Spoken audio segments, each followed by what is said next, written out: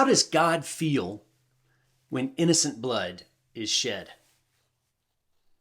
In the last recording that I did, we talked about the fact that of all things God values in the world, it's human life that he values the most. And just like us, what he values the most, he protects the most. How does God protect human life? Well, he does it by giving his moral law. He does it positively by saying, love one another, love your neighbor. You shall love your neighbor as yourself. That proactively indicates we are going to take care of one another. He also says it what we refer to as negatively by saying, do not murder.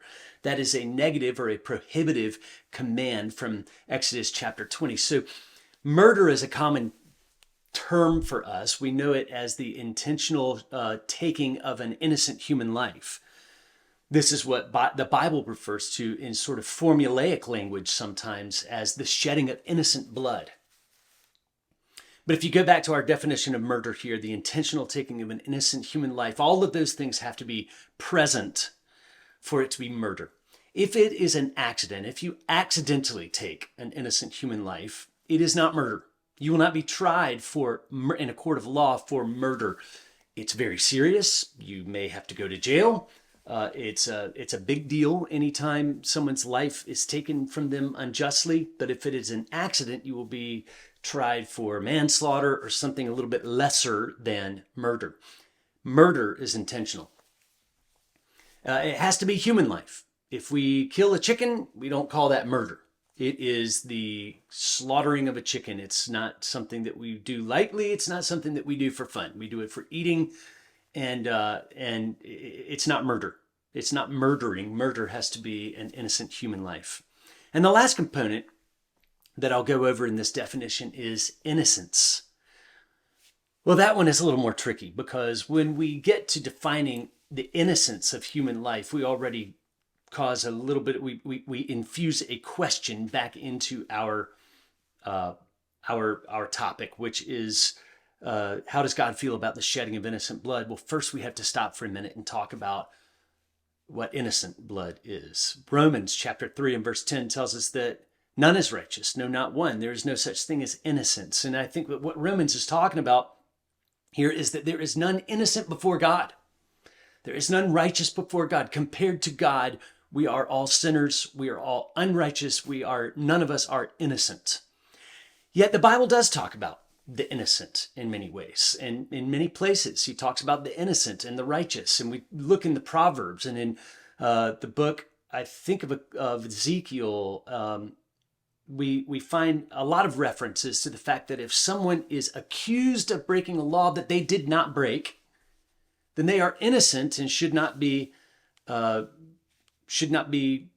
condemned for having broken the law. They are innocent. They are righteous, and God does not like it when the innocent and the righteous are falsely accused. So when we talk about innocence, when it comes to murder, we are talking about not innocence before God as far as whether or not we're as good as God. We're talking about innocence before the law. I can be innocent of breaking the speed limit with my car when I drive. And we can be innocent of breaking God's moral law in certain places. There are two types of innocence. One is innocence before a court of law or innocence before the law. God would refer to someone who has not broken the moral law as innocent of having broken that particular law. The other type of innocence is when one does not have the faculty to choose between right and wrong. And the Bible talks about this as well. So that would include infants, that would include children to some degree, to some age. That would include the mentally incapacitated, where they cannot choose morally between the right and the wrong. God holds these people as innocent. And by the way, the unborn human being is an innocent human being. Innocent in the sense that they have not transgressed God's law volitionally. So, how does God feel when we shed innocent blood? And the answer is pretty obvious. He doesn't like it very much. He becomes angry, and it provokes God's wrath when we intentionally shed innocent blood. The first murder is not very far into the Bible. We only have to get through 4 chapters of reading in the Bible before we find the first murder. Cain kills his brother Abel because he is jealous of him, and God comes to Cain and he says, "Where is your brother?" Cain answers with 2 answers. The first one is, he says, "I do not know. I don't know where he is." That was a lie. It was a lie which he told on purpose because he knew that God would be angry with him for shedding Abel's innocent blood. How did he know? Because of the 10 commandments? No, the commandments weren't given till much, much later. But God had already written on Cain's heart the command, do not shed innocent human blood. Cain was wise enough to know that God, having made humans in his likeness and in his image, would be angry with him for shedding Abel's innocent blood. So he first tried to hide or cover up his guilt by saying, "I don't know." And then the second answer was, "Am I my brother's keeper?"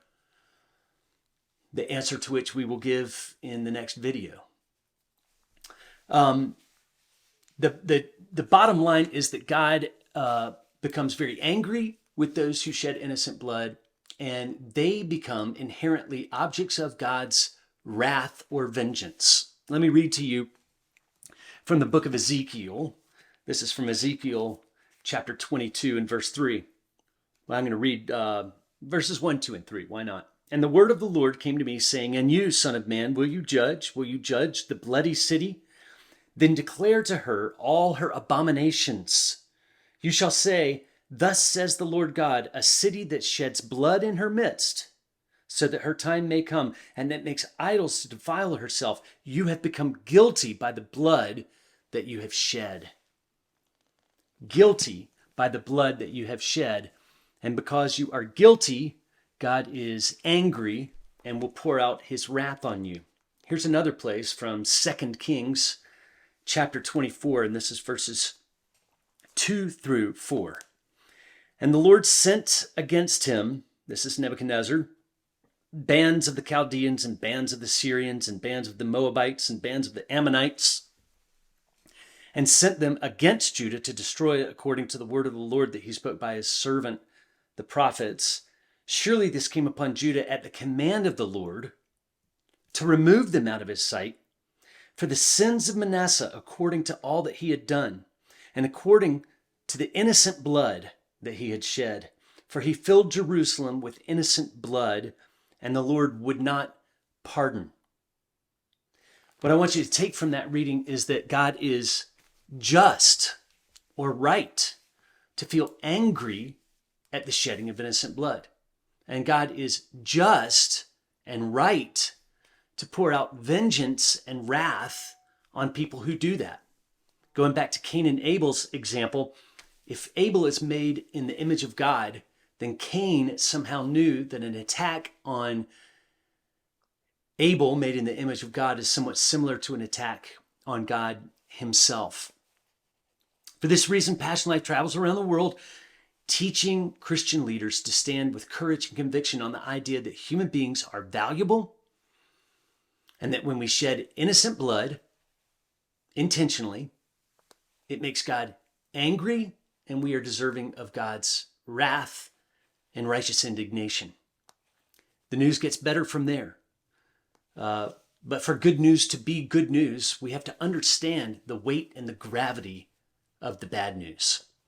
Just like it's wonderful to share the gospel and have people understand the glories of the gospel, they understand it typically much better if they understand sin and wrong and evil and the price that has to be paid for sin and wrong and evil. That's the bad news. That's what makes the good news good news. So we're talking about the bad news right now of the shedding of innocent blood. As we teach this, we see that people become soft. We see that people become receptive to the idea that anytime they take the life of an innocent human being, they are by nature objects of God's wrath and in need of forgiveness.